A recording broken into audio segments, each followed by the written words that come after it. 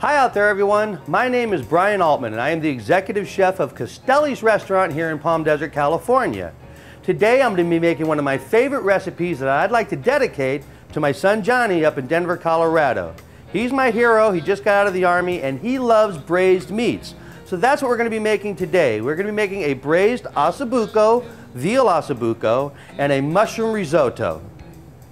To get started, the first thing I want to do is explain all the ingredients we're going to need for the dish. And we're going to do this in two parts.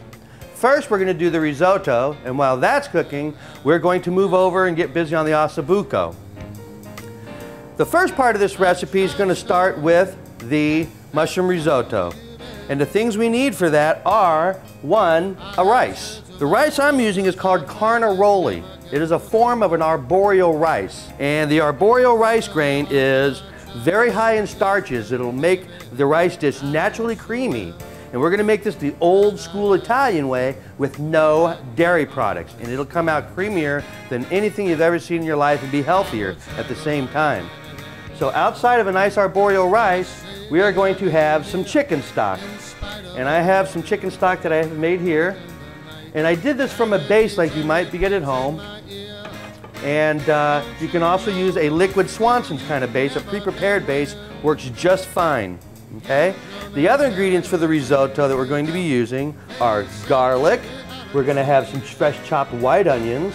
We also have some sliced Italian sausage, some fresh green peas. I have a little bit of Parmesan cheese for the top at the end. And I have a dried herb, which is whole French thyme. And French thyme I like a little bit better than regular thyme because, believe it or not, it's less perfumey. And you might assume that French thyme has more perfume, but it's not. It has a much earthier flavor and less perfumes than a regular thyme might have, so that's why I like it. Also, the mushrooms we're going to be using in our mushroom risotto, we have some regular white mushrooms that are sliced, and we're going to slice some of these shiitake mushrooms up also to get that ready by removing the stems and slicing those, and we'll get to that in just a minute. The only other thing you're going to need for your risotto is going to be some extra virgin olive oil, which I happen to get in the big gallon jug size. Obviously at the store you're going to find something a little bit smaller. And a decent sized skillet to put all this stuff together in. Now to get started on the risotto, the first step of this recipe, I'm going to take some of these shiitake mushrooms that I have. And obviously the mushrooms that you put into the mushroom risotto are your preference. Outside of the shiitakes, which have a nice texture, we could also use portobello mushrooms, porcini dried mushrooms. We could rehydrate with the chicken stock and put in there. But I'm just going to start by slicing up some of these mushrooms because they just have a lovely soft texture and they cook really quick. So we can mix these into the risotto towards the end of the recipe after all that rice is done cooking, and it will be just beautiful. So I'm going to put all these mushrooms back on the plate and we're going to save those for later. And we're going to come over here with the skillet now and we're going to start building our risotto. We're going to start by using some of the chopped garlic. And obviously everything's going to be a matter of your own personal preference after a while of how much you like. I have these chopped white onions. And we're going to put some of those in there. Okay. We are going to add a sprinkle of this whole French thyme. This is going to give it a nice earthy flavor and a good aromatic nose to it. And then the prime ingredient for the risotto for me is always the extra virgin olive oil. I like plenty of olive oil in there, as we're going to coat all the grains of rice with the olive oil eventually. It looks like a lot of oil now, but it's going to save us a lot of trouble later because this is going to take about 25 to 30 minutes of cooking time on the stove on a really, really low flame. And I'm going to show you that process. But first, we have to caramelize the garlic and the onion. So we're going over to the stove and we're going to turn on our flame about as high as we can get it here. And we are going to just start cooking away on that garlic and on the onions with some extra virgin olive oil. Okay? Now, while that's going, we are going to move over to the second part of the recipe, which is the Bucco. And everybody's been asking me about this recipe for the Bucco. I've been meaning to do this recipe for a long time and I never have, so now this is everybody's first chance to get to see the Osso Bucco and how we do it here and how you can do it at home. So I'm going to try and adapt this so it can be used at home, where if you had my equipment it'd be a lot easier. So what I'm going to start off with first, while all this is going, is I'm going to show you the actual veal shank.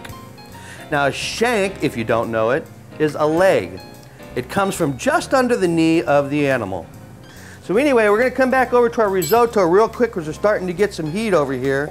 We're starting to get some boiling going on. And I'm starting to get a little bit of color in those onions. I only have to saute these till they get about translucent. I don't have to get them really, really browned or nothing like that, but just slightly. And that's that. Another 30 seconds and we're going to be ready on that. And meanwhile, we're coming back to our veal shank here, and we're going to start off by marinating this. Not really marinating it, just seasoning it lightly. So I'm going to sprinkle it with some salt and pepper on both sides.